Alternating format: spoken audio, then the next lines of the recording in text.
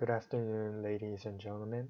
My name is Joshua Jang, and today I will be giving you a presentation on AI, artificial intelligence, into the minds of machines. Here are some of the topics that we will go over today. First off, we will start with what is AI, the history of artificial intelligence. Secondly, we will go over the iconic applications of artificial intelligence. And finally, we will talk about the future of AI. In 1950, Alan Turing, the codebreaker who led the victory of the Alliance in the World War II by breaking the codes of the Nazi army. In 1950, Alan Turing asked the question of can machines think? This changed the science, the computer science branch quite drastically. In his paper written in 1950 that includes the question, can machines think? He talks about the imitation game. The game is originally played by 3 people, 1 male respondent, 1 female respondent, and a questioner of either gender.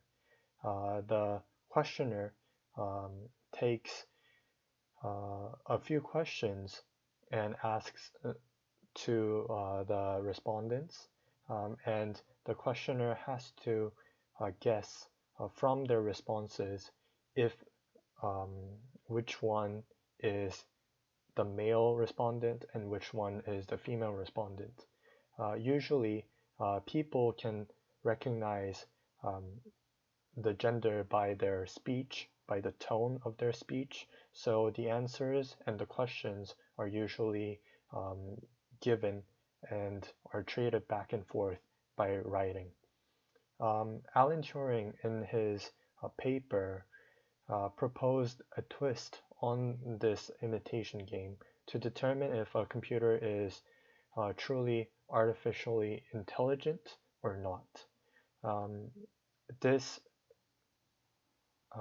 twist led to what is now known as the Turing test. The Turing test is basically asking the question of, can this computer comprehend and respond like a person?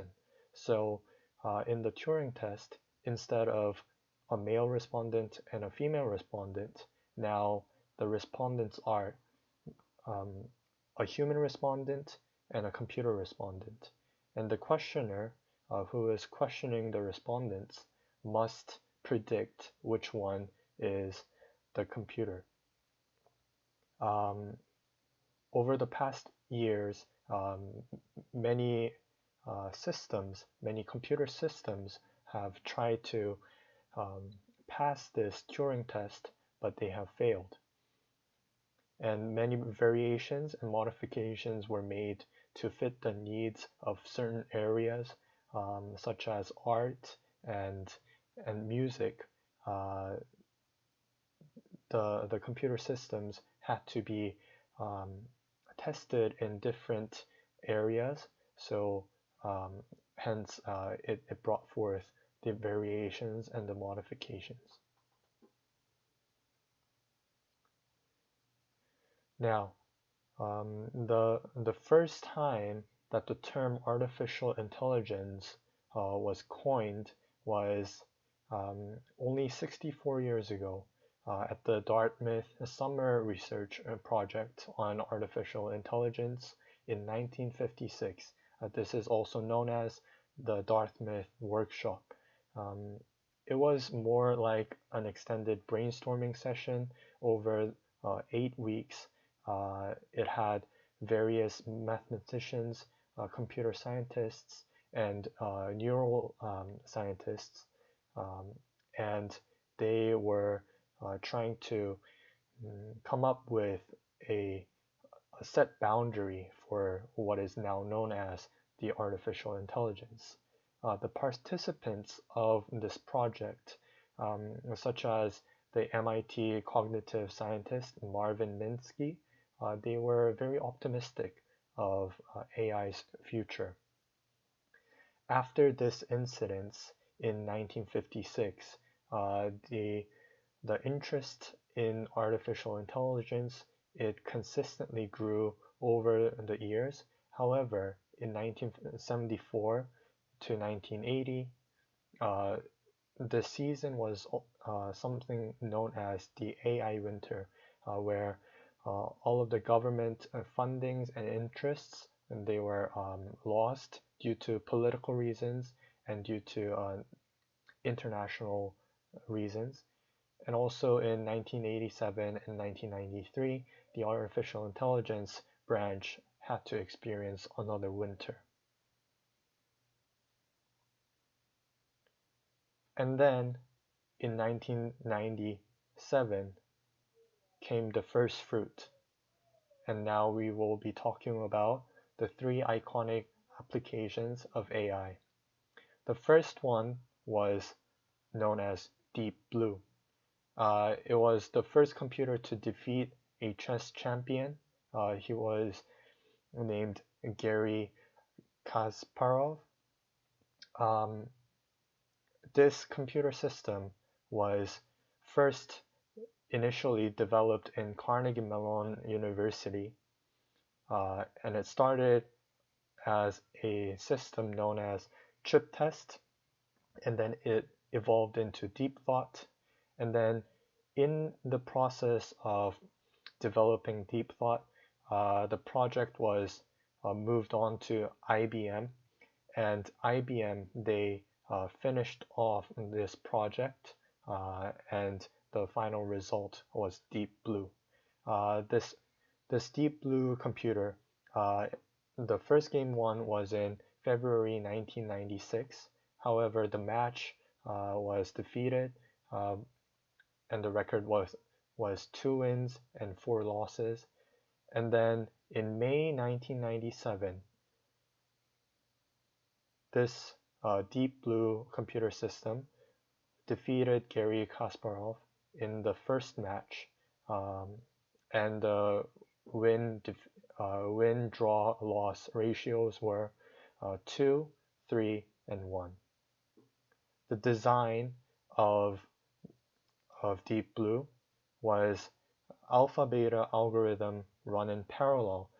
This means that the computer, the system, goes through a number of different algorithms, calculating the values gained from the move, also calculating the loss that came about from the move.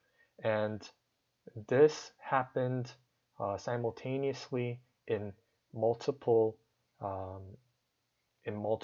different computers. So that is why I said run in parallel. And because it was more of a search function and giving out the most desirable data, one of the designers even refused to say the program was an AI at all. Now moving on to the second application, Eugene, the Ukrainian 13-year-old trickster. Now this is an AI chatbot that first passed the Turing test in June 7th, 2014. This only happened 6 years ago, and when it first was released on the news, everyone was so shocked, and this was kind of controversial, and I will explain to you why. But first, it was developed by Vladimir Veselov and Eugene Demchenko. They and their team, they used techniques such as natural language processing to imitate a 13-year-old boy's personalities and knowledge levels. Now, talking about the natural language processing. It is a subfield of linguistics, computer science, information technology, and artificial intelligence. In this field, we are concerned with the interactions between the computer and the natural or human languages, and especially how to process and analyze large amount of natural language data. Now, this Eugene Goostman AI chatbot, in the Turing test, it convinced 33% of the judges at the Royal Society in London that he was indeed a human being. Now, some of you might think that a mere 33% isn't good enough. However, in the Turing test and in his paper, Turing wrote that by 2000, and by the year 2000, a computer might have the intelligence level where 30% of the people who are judging the program might think that the computer is indeed a human being. That is why Kevin Warwick, the organizer of this event, of this test, he claimed that Eugene passed the test because it broke through the 30% threshold of intelligence set by Turing himself. And many experts are still arguing about this topic, if Eugene actually passed the test or not, because, like I said, 30%, it might not seem like a huge number, but for some people, it really represents an achievement of sort. And finally, we have to talk about AlphaGo. Now, AlphaGo is the first computer system, AI computer system, that beat world champions in rows. Now, we have to first talk about the game of Go. Now, the game of Go is arguably the most complex board game ever to be created. It has 10 to the power of 170 possible board configurations, and it is more than the number of atoms in the known universe. As you can see on the picture to the right, that many lines and possible configurations, that is how much the Go players have to calculate when they are playing the game. And past Go AI bots, they could only play at the level of human amateurs. Now, what is so special about AlphaGo is the approach that the DeepMind team took. Now, the DeepMind team, they combined a highly advanced search tree with deep neural networks. Now, all the past AI bots, they also used search trees, but they were only limited to all the moves they previously have played, and they only could calculate from those set possibilities which one would be the best move. However, AlphaGo, it takes in the board description and it processes the board through several different network layers containing millions of neuron-like connections. Going back to the previous slide and the picture, all those calculations and all those configurations AlphaGo had to make through um, two categories of networks. Number one being policy network, which you see um, on the left picture, and it gets the position of a stone or of the board configuration, and it calculates all the possibilities that the bot could take. Now, and it goes through something called the value network. And this value network, it evaluates the win rate or the win possibility of uh, a move made by the player. And it combines all of these calculations to get the best results. And the DeepMind team, when they were developing this AI, they made different versions of AlphaGo, and they had AlphaGo play and learn from its own mistakes by just playing with its own different versions. This led to an insane achievement, and the results are number one, the first world famous challenge match between the AlphaGo and Lee Sedol. It AlphaGo won the five game match 4-1, and it happened to be Lee Sedol.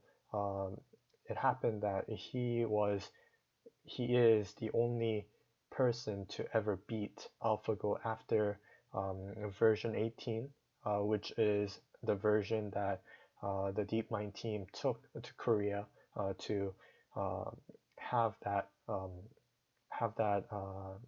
4-1 win, and then it went on to develop and improve itself over and over again, and then now it has a 60-0 record of online games against world champions, national champions, and their runner-ups.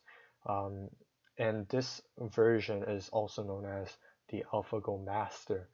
Now, the AlphaGo Master, it took the very last match, the Summit of Go, and it went on a match against world number one KG, and it won 3-0 in May 2017. Now this is only a year apart from the first exhibition match between AlphaGo Lee and Sedol Lee, and this is just an amazing achievement that the AI could develop itself over and over again until to the point where no human beings could beat a computer at its best game.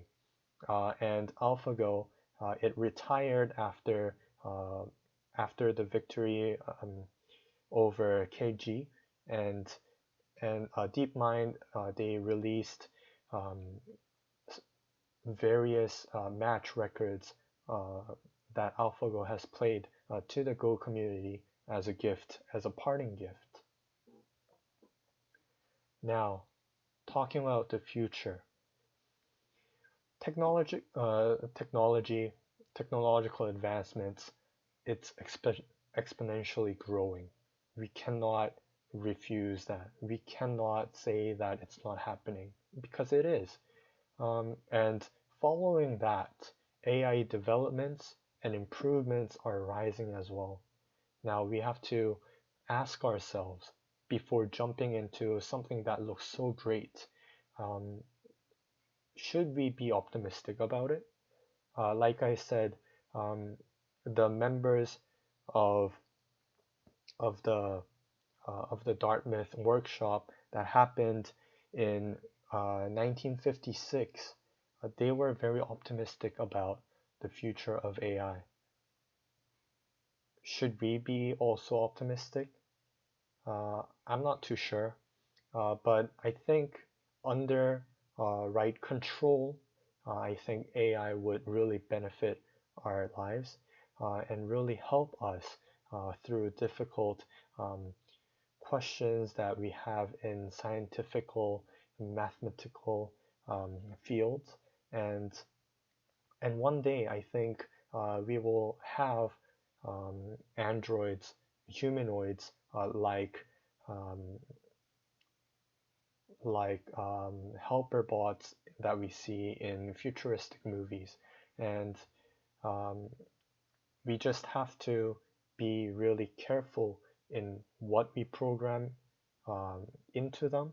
And I think overall, um, the future of AI is still bright because I haven't heard or seen um, any dark or problematic cases where an AI is involved in, where the AI has voluntarily harmed any people.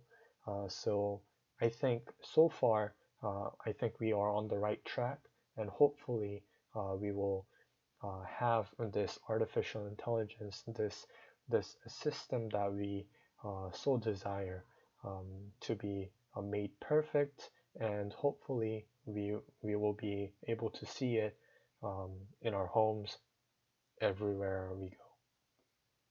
And that is it for my presentation. Thank you for listening. And if you do have any questions, please comment down in the comment section below. Thank you.